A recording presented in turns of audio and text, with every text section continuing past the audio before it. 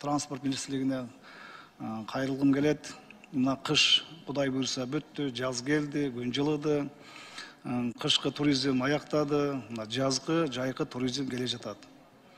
Бирок мына кыш мезгилинде биз көрдүк, жолдун абалы кандай оор начар экенин. Мына Борбор шаардын негизги жолдорун көрүп атабыз кандай начардыгын. Мына жамгыр жааганда жамгырдын суусу менен көлчүк болуп, ямалар толот, бир канча жол кыймыл коопсуздугуна жаман бир жактарды алып келип жатат. Кыргызстандын бардык аймактарында туризмди өнүктүрсө болот. Бардык аймактарыбыз аябай жакшы. Бирок жолдун начарлыгынан ушу туризмди өнүктүрүүгө бул тоскоол болуп жатат. Мына жолду ремонт кылган мына компаниялар, жол оңдоп, жол салып аткандар сапаттуу иштешини жакшы көзөмөл кылыш керек.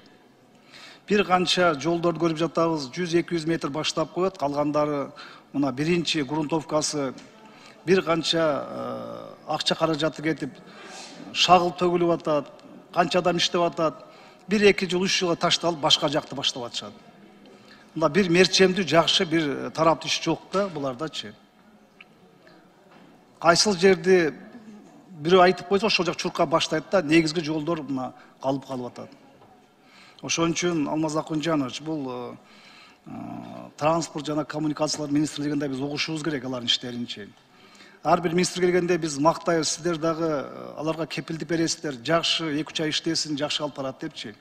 Бирок көп министрлер ишин жакшы алып барбай атышат, билбей атышат. Мына өкмөт башы өзү баш болуп ушул жерден кепилдик берет. 2 ай, 3 ай иштесин, анан көрөбүз деп. Бул эмне өкмөттүн министрлиги бул убактылуу текшере турган бир орган болуп калганбы?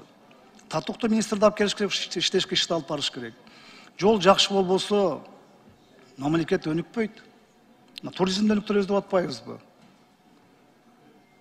Ошон үчүн жол маселесин абдан жакшы көңүл буруш керек. Былтыр мына Боом Капчыгайын көрдүк го.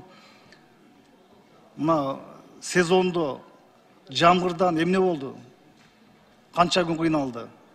Ошондой эле регион бир канча жерлеринде бар. Мына жаз келди, мына жайлоого чыгышат, жайлоонун жолдорун караш керек. Ошон үчүн мен сизден суранып кетем, ошо транспорт министрлигине жакшы тапшырма бериңиздер.